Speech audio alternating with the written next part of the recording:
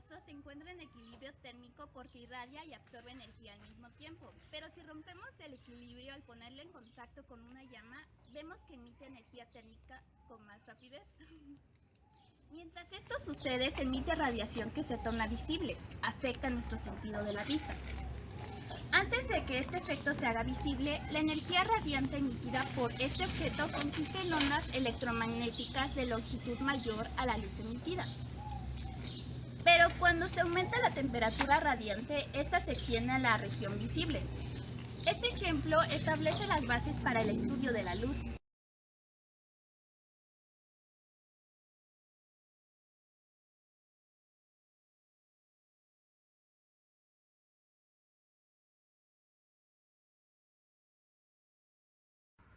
Primeramente, ¿qué es la luz?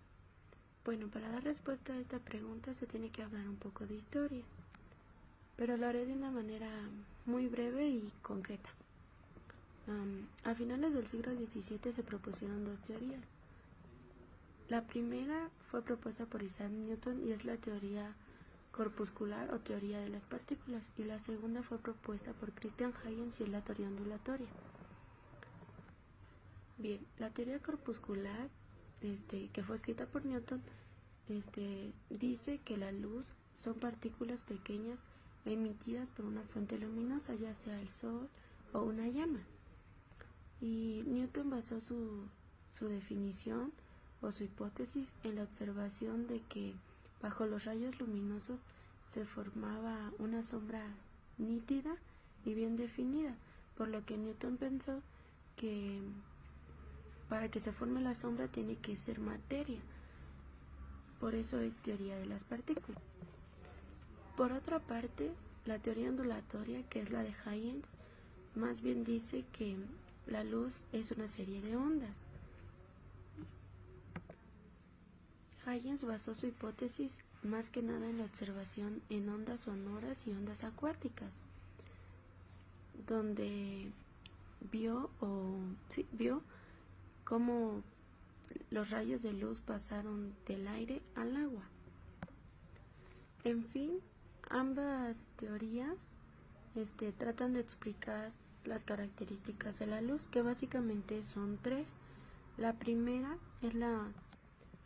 es la propagación rectilínea, es decir, que la luz viaja fuera de la fuente en línea recta y con gran rapidez. La segunda característica es la reflexión. La reflexión es cuando la luz incide o choca con una superficie plana o lisa y lo que hace que regrese al medio original, o sea que rebote. En el caso de esta característica, en la teoría de Huygens, que es la ondulatoria, la explica de una manera. Él dice que cuando las ondas de luz chocan o inciden en una superficie lisa, se forman ondeletas y estas ondeletas tienen un cierto ángulo, lo que hace que cambien de dirección, y es por eso que van de regreso y rebotan. A diferencia, Newton explicó esto de una manera como más fácil, pero estuvo mal, porque él dijo que la reflexión se debía a la existencia de partículas perfectamente elásticas que al incidir con la superficie lisa simplemente rebotaban, y dio el ejemplo, o se puede decir que sería como las pelotas, cuando las dejas caer pues rebotan. Y la tercera característica es la refracción. La refracción es cuando la trayectoria de la luz cambia de dirección al atravesar o penetrar un medio transparente. También algo muy importante sobre Huygens es que explica la propagación de la luz mediante el movimiento de una perturbación a través de la distancia entre la fuente y el ojo. Y para explicar más que nada este principio o enunciado de Huygens, dio un ejemplo. Él él dijo que imaginemos como si dejamos caer una piedra en un estanque con agua en reposo. Vamos a observar que se van a producir ondas concéntricas. En este caso, la perturbación sería la piedra y el movimiento pues serían las ondas concéntricas. Y lo que estamos observando es de que al caer la piedra produce la onda justo donde cae, ¿no? Pero va creciendo, va haciéndose más grande la onda. Por eso la longitud de onda va aumentando. Y básicamente eso es todo sobre la luz.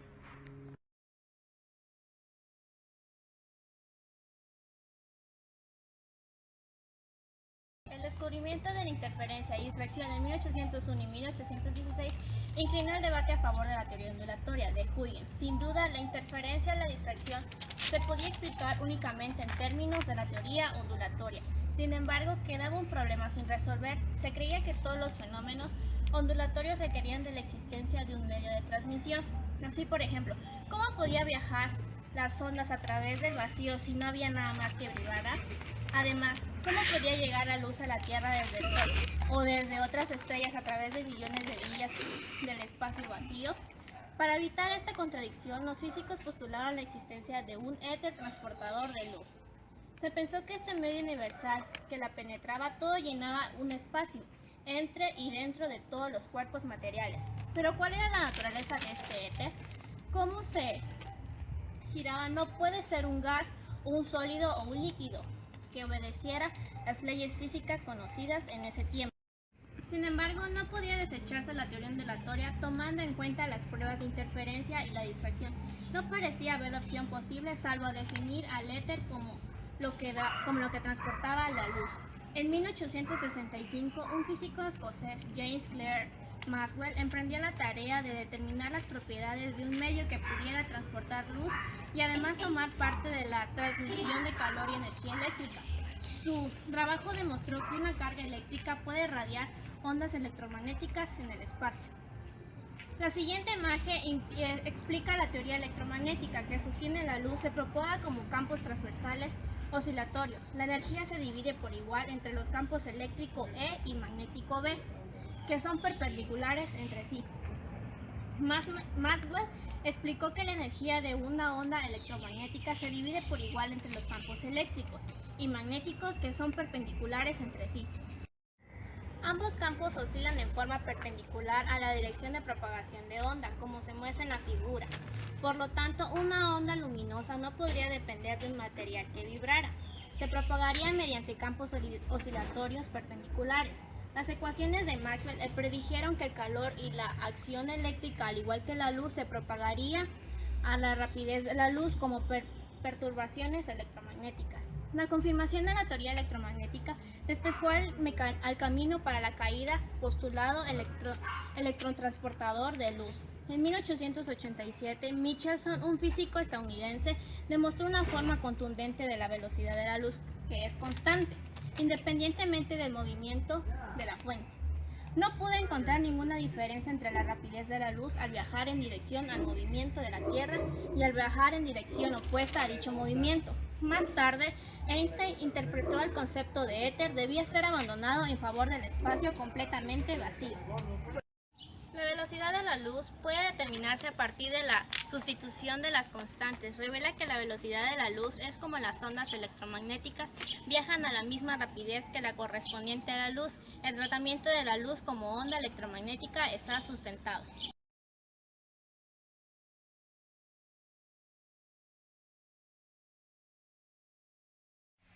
Bueno, ahora les voy a hablar sobre el espectro electromagnético. Actualmente se sabe que el espectro electromagnético tiene grandes intervalos de frecuencia, por lo que se le tuvo que dar una unidad de medida específica.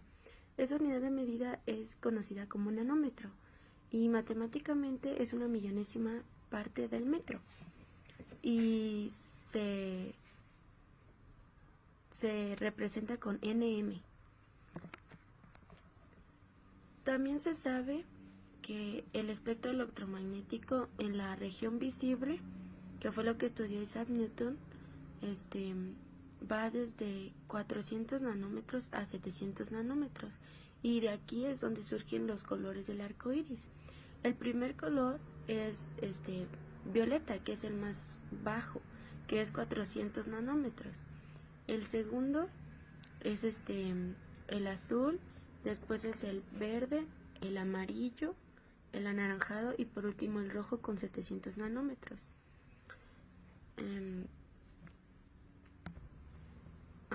También les voy a hablar un poquito de historia sobre esto. El primero en estudiar el espectro electromagnético fue Isaac Newton, que solo estudió la región visible, que es lo que ya mencioné de los colores. Después fue William Hilshens, que descubrió las ondas infrarrojas, que tienen una longitud mayor a la región visible. Y al poco tiempo se descubrió las ondas ultravioletas, que tienen una longitud menor a la región visible. Y finalmente quien abrió las puertas para clasificar el espectro electromagnético fue Maxwell. Él lo clasificó en 8. La primera es ondas largas de radio, después ondas cortas de radio, luego ondas ultravioletas, región visible, ondas infrarrojas, rayos X, rayos gamma y por último fotones cósmicos. Bueno, en física, para sacar las longitudes la longitud de onda, se maneja una fórmula, la fórmula es velocidad, longitud de onda es igual a velocidad de la luz entre la frecuencia. La velocidad de la luz ya está establecida y vale 3 por 10 exponente a la 8 metros sobre segundos. Y básicamente eso es todo sobre el espectro electromagnético.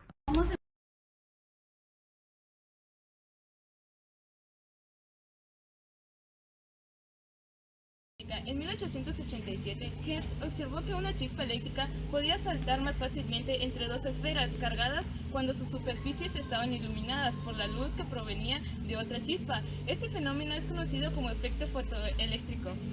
Se demuestra mediante un aparato que se muestra en la siguiente figura. Un haz de luz incide sobre la superficie metálica a un tubo al vacío. Los electrones emitidos por la luz son enviados al conector B por medio de baterías externas. El flujo de electrones se detecta mediante un dispositivo llamado amperímetro. El efecto fotoeléctrico, y junto con otros experimentos que incluían la emisión y absorción de energía radiante, no podía explicarse únicamente mediante la teoría de ondas electromagnéticas de Maxwell. Un esfuerzo por lograr observaciones experimentales que apoyaran la teoría de Max Planck, un físico alemán que publicó su hipótesis cuántica en 1901.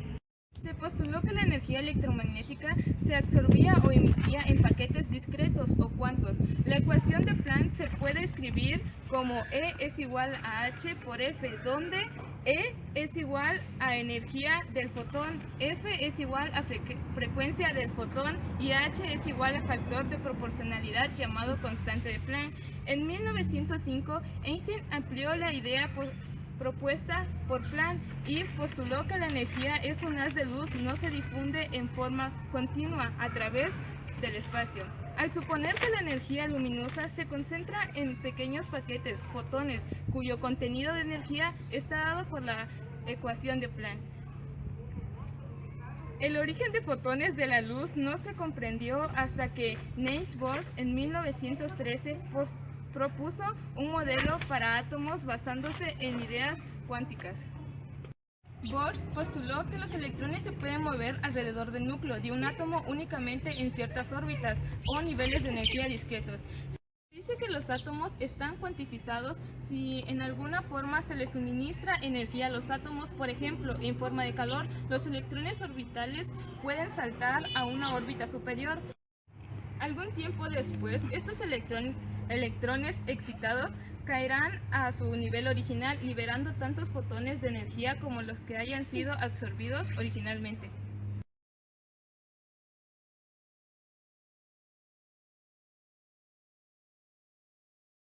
Una de las primeras propiedades de la luz que se estudiaron fue la propagación rectilínea y la formación de sombras.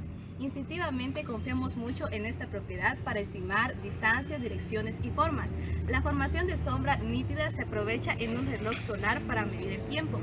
En esta sección estudiaremos cómo podemos predecir la formación de sombras. De acuerdo al principio de Huygens, cada punto en un frente de onda en movimiento puede considerarse como una fuente de pequeñas ondas secundarias. Para nuestros propósitos, una fuente puntual de la luz es aquella cuyas dimensiones son pequeñas en comparación con las distancias estudiadas. Una línea recta imaginaria trazada perpendicularmente a los frentes de onda en la dirección de los frentes de onda en movimiento se llama rayo. Por supuesto, hay un infinito número de rayos que parte de la fuente puntual. Cualquier objeto de color oscuro absorbe luz, pero uno blanco absorbe casi toda la luz que recibe. Si toda la luz que incide en un objeto se refleja o se absorbe, se dice que el objeto es opaco, puesto que la luz no se puede pasar a través de un cuerpo opaco. Se producirá una sombra en el espacio situado atrás del objeto. Esta región en la cual no penetra la luz se llama umbra o sombra. Se denomina penumbra a la ausencia parcial de la luz.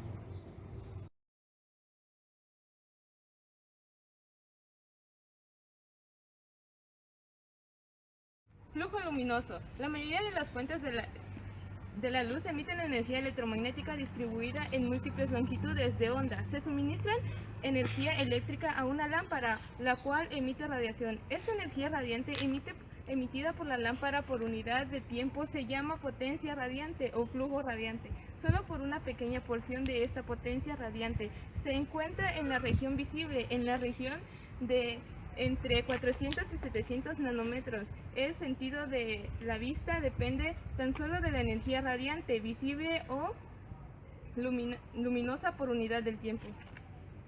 El flujo luminoso es la parte de la potencia radiante total emitida por una fuente de luz que es capaz de afectar el sentido de la vista. Una lámpara de luz incandescente, solo aproximadamente del 10% de la energía radiante no es luminosa.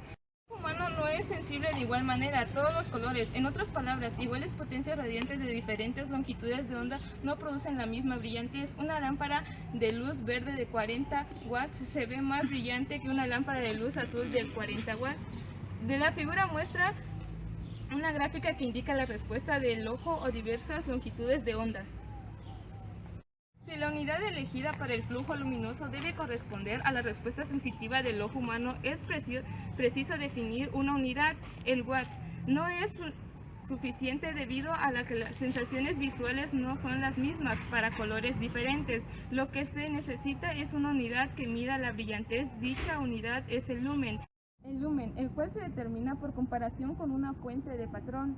Para comprender la definición de un lumen en términos de la fuente patrón, debemos primero desarrollar el concepto de un ángulo sólido. Un ángulo sólido es estereoradiante, se definen en la misma forma que un ángulo plano se define en radianes.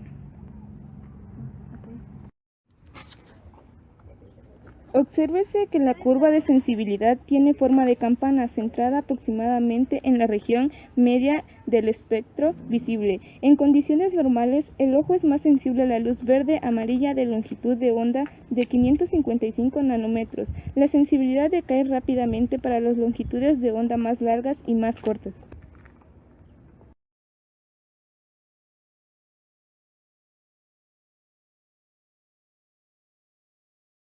¿Puede definir la intensidad luminosa? Bueno, la luz viaja radialmente hacia afuera en líneas rectas desde una fuente pequeña comparada con su alrededor. Lo que es el flujo luminoso permanece igual en distintas direcciones, en distintas distancias de la fuente. Por eso dice que es más conveniente decir el flujo luminoso por unidad de ángulo sólido que simplemente flujo luminoso total. La cantidad física que expresa esta relación es la intensidad luminosa. Es el concepto de la concentración de luz en una misma dirección radiada por segundos. ¿Cómo se puede definir? Se puede definir como la cantidad de flujo luminoso por unidad de ángulo sólido. Se representa con este símbolo y su unidad de medida es la candela. ¿A qué se equivale una candela? Una candela es igual a un lumen por estero radian. Hay diferentes tipos de fuentes. Las más comunes emiten su luz en una dirección específica, pero hay otras que emiten su luz de manera uniforme en una dirección. A esto se le conoce como isotrópica. Se puede calcular su flujo luminoso por ángulo sólido, intensidad, que es igual a 4pi lúmenes.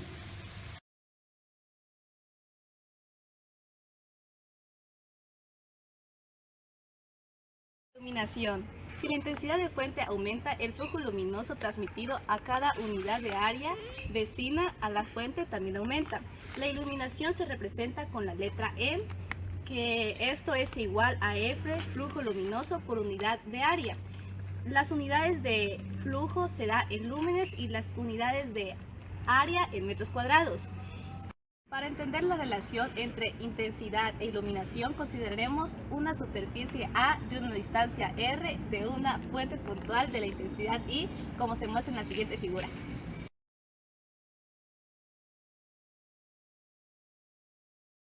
La ley del recíproco del cuadrado dice que la iluminación de una superficie es proporcional a la intensidad luminosa de una fuente de luz puntual y es inversamente proporcional al cuadrado de la distancia.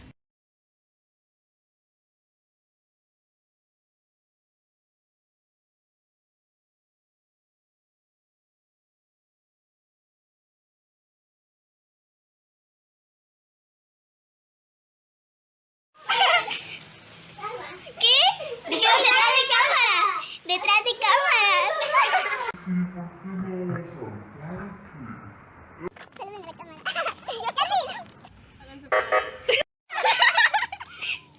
No, espérate. Relax. Bloopers. Alba, relajándose. Oye, la pone. Ay, no veo más. En 1887, Hertz observó una chispa eléctrica. Iluminación. La iluminación es la acción o efecto de iluminar. Somos el equipo número 1 y el tema que vamos a exponerle es luz e iluminación. ¿Qué no me iba a decir? No. Buenos días, somos el equipo número 1 y el tema que vamos a exponerles es luz e iluminación. Iluminación. ¿Para qué hace? Para que Dios mío, porque tienes sueño.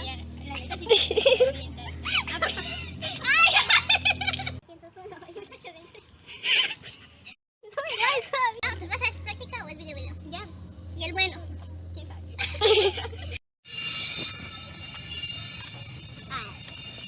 Va para la iluminación.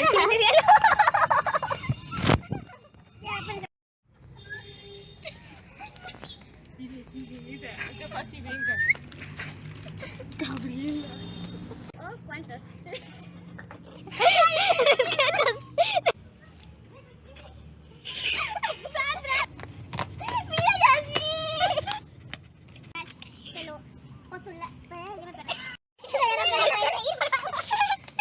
Te voy a hacer muecas desde aquí.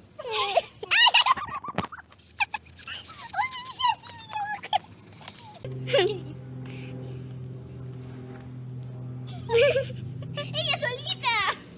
¡Ella solita no se burla! Luminoso, transmitido acá. ¿Ya?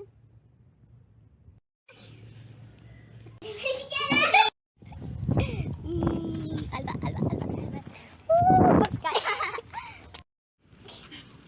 Se dice que la... afectar el sentido de la vista. Para nuestros propósitos, yeah. Oh, yeah.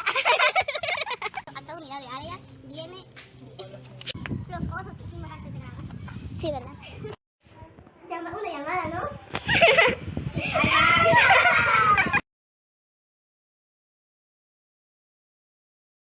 ¿Ya? Hola. No, mejor no, otra vez. ¿Cómo se puede definir? Se puede definir como la cantidad de flujo luminoso por unidad.